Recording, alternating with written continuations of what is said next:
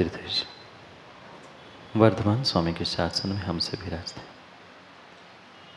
और उनकी यह पावन पीयूष देशना हम सभी के लिए परम उपकारी। अनादिकाल से हमारी आत्मा जो जन्म जरा और मृत्यु रूपी रोग लगे, उन रोगों का उपशमन करने वाली कोई परम औषधि है तो वह एकमात्र यह जिनवाणी। भव्य आत्माओं, हमारी यात्रा चल रही थी और उस यात्रा के अनेक पड़ावों को हम समझ रहे थे। कोई लौकिक जगत की नहीं, अपितु भगवान बनने की यात्रा चल रही थी। निकले थे उस अनादिकाल से जहाँ पड़े थे, ऐसे उस निगोद से अथः अथः मेहनत करते हुए, पुरुषार्थ करते हुए वह जीव निकल पाया था उस निगोद से। शुरू की थी वहां से यात्रा उस 14 राजू गमन करने के लिए। कई पुरुषार्थ करते हुए कई भवों से उन 14 राजू में से 7 राजू की तो यात्रा पूर्ण। निगोद से उन सभी भवों को, पर्यायों को प्राप्त करते करते आज इस मनुष्य पर्याय को हमने प्राप्त किया, इंसान भी बन गया। पर भगवान बनने के लिए मात्र मनुष्य और इंसान बनना काफी नहीं, और मात्र 7 राजू की यात्रा करके मध्यलोक में आना ये भी पर्याप्त नहीं, क्योंकि मध्यलोक में त्रियंश भी है, कुमनुष्य भी है, भोग भूमि भी है। वे भगवान नहीं बन सकते। भगवान बनने के लिए उस कर्म भूमि में आना और कर्म भूमि में आकर भी मनुष्य के साथ श्रावक बनना एक बहुत बड़ी चुनौती थी। और जितने जीव आज यहाँ बैठे हैं, सुन रहे हैं, सबने अथक परिश्रम मेहनत करते करते इस स्थान को प्राप्त कर लिया। कर्म भूमि के मनुष्य बने, इंसान बने, और थोड़ा सा पुण्य था सो हम इस जैन कुल में, गृहस्थ श्रावक कुल में भी जन्म ले चुके।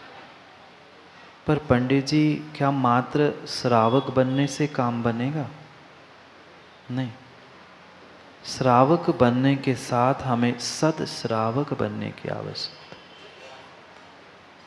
क्योंकि इस जैन कुल में जन्म लेने से ही हर कोई जैन हो जाता है।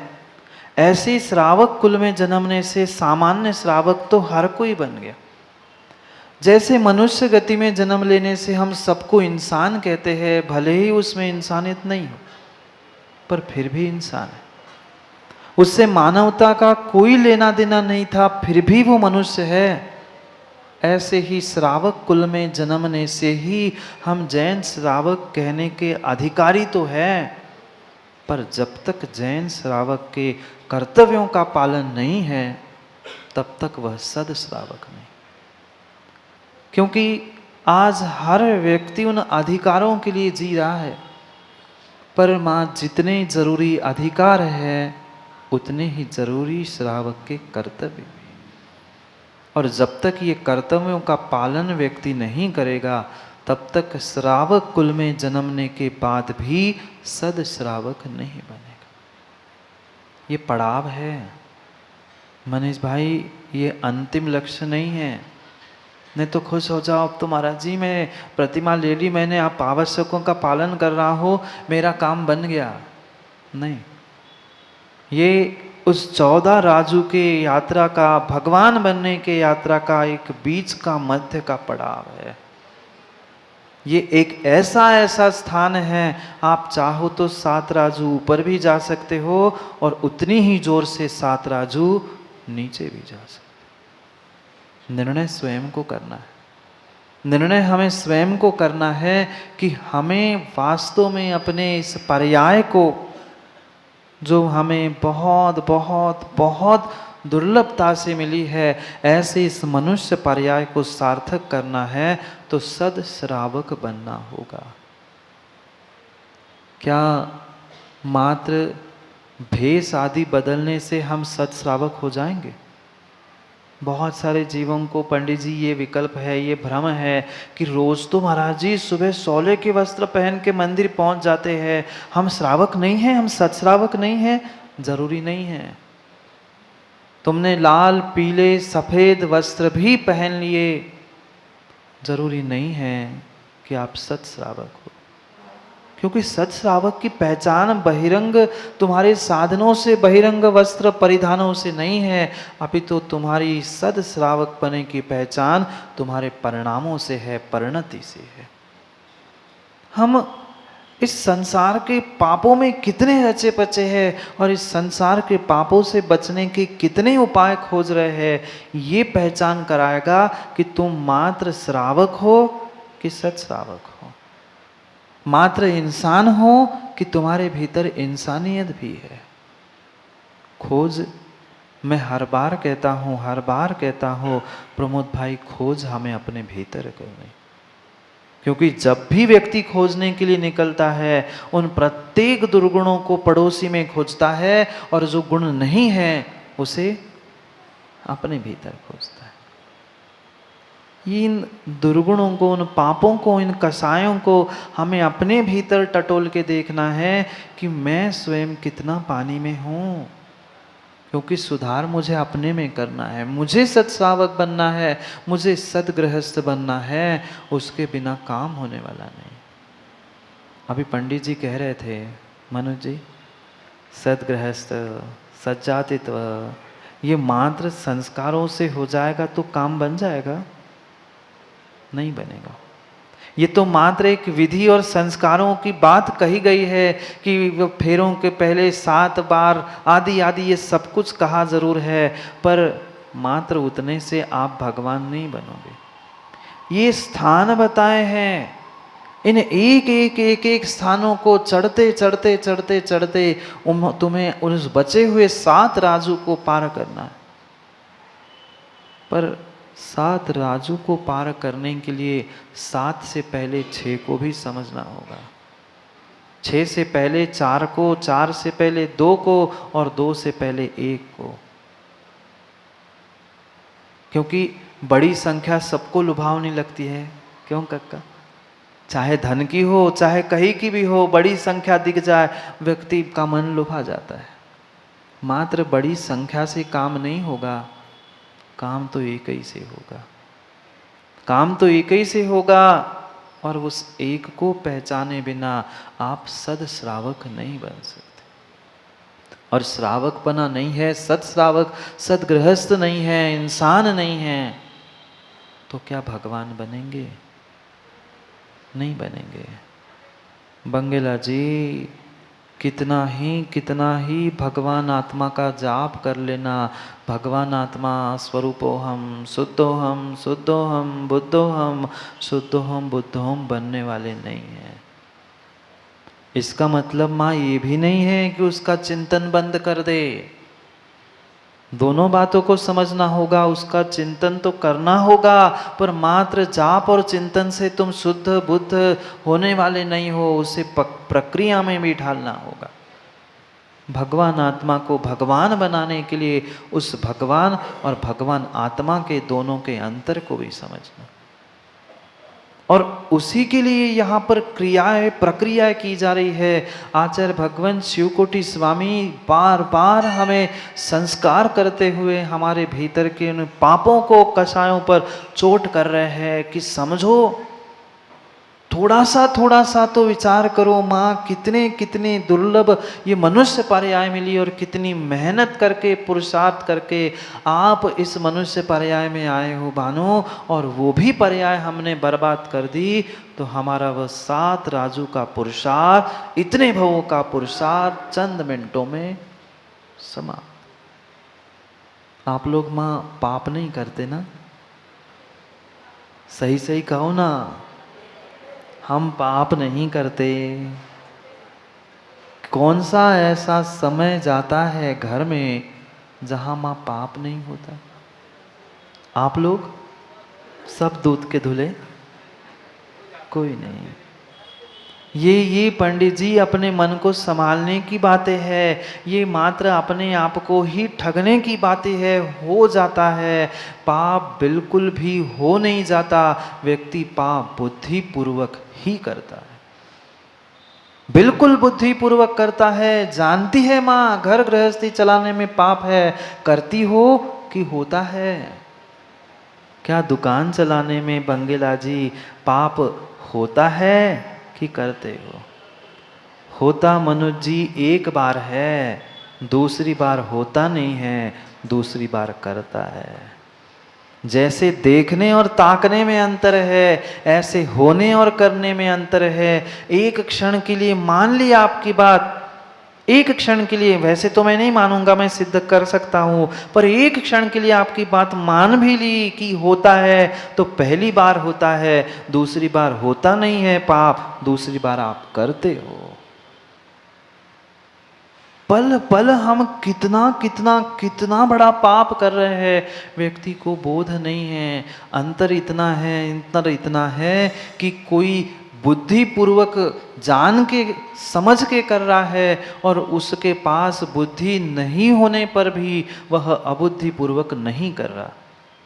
कोई कार्य पंडित जी छद्मस्त का अबुद्धि पूर्वक होता है? नहीं होता। कथन किया जा सकता है सहज हो गया, पर सहज कर्म की प्रवृत्ति कोई होती ही नहीं है।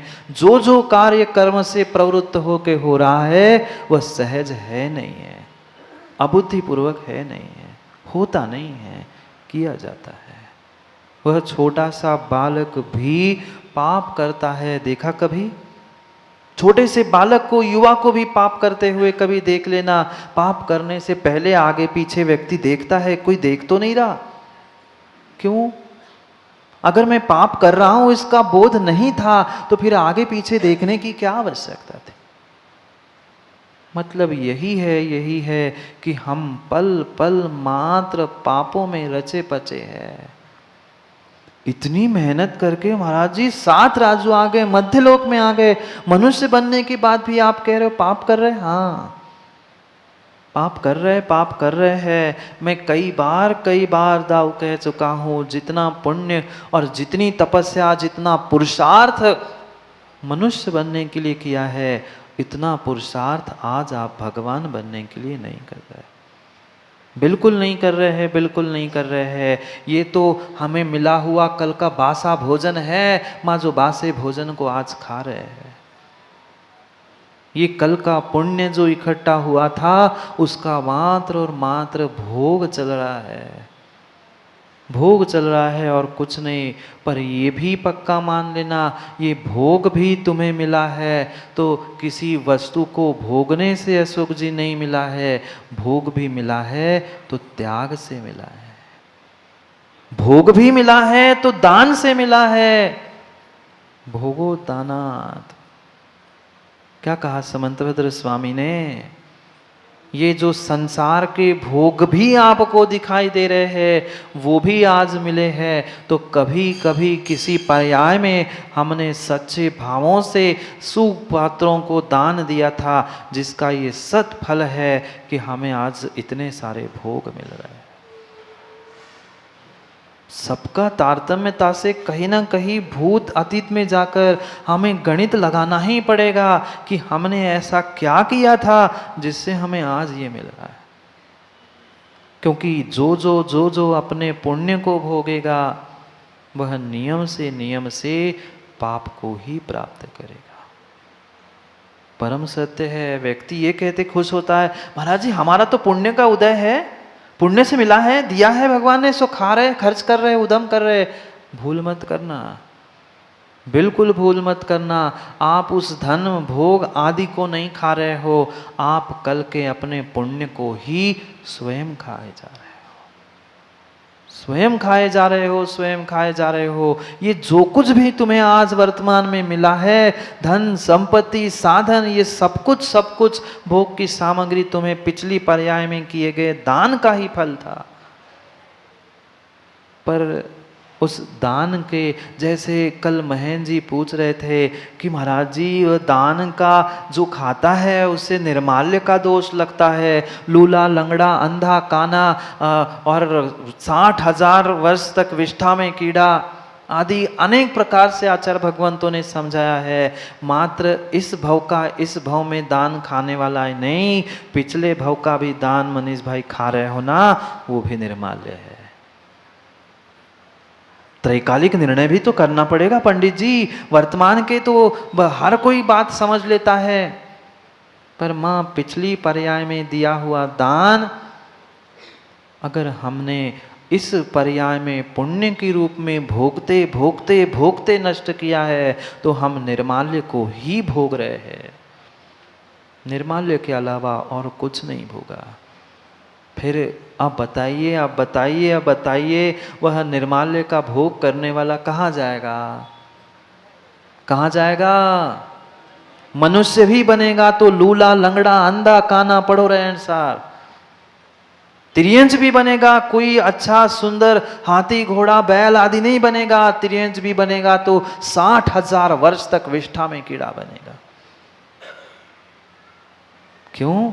क्योंकि सीधा सीधा व्यापार का गणित है, सीधा सीधा व्यापार का गणित है। जहां जितनी अधिक रिस्क होती है वहां उतना अधिक प्रॉफिट होता है, और थोड़े से रिस्क में चूक गए तो जितना प्रॉफिट होने वाला था उससे कई गुना लॉस भी होता है।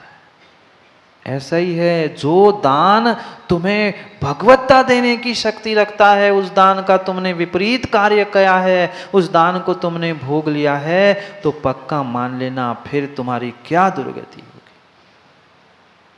क्योंकि शिवकोटि स्वामी हमें उस दान के फल तक ही पहुंचाने का पुरुषार्थ कर रहे हैं। अगली कारिका को, 30 नंबर की कारिका को हमें समझना है। सद श्रावक बनने की शिक्षा दी जा रही है। क्रम क्रम से तुम श्रावक बनो, सद श्रावक बनो, फिर सद श्रावक से श्रवण बनो, श्रवण से महाश्रवण बनो, और फिर अरिहंत से सिद्ध बनो। ऐसा ही क्रम समझना होगा। इसलिए प्रत्येक श्लोक में आचार्य भगवंत प्रेरणा दे रहे हैं कि जाग जाओ, जाग जाओ, जाग जाओ। जो अनादि से उस मोह नींद में सो रहे हो, सो रहे हैं, सो रहे अभय जी की चिमाएं पड़े हैं। सोने वालों को तो फिर भी उठाया जा सकता है, पर जो चिमाऊ पड़ा है उसे नहीं उठाया जा सकता।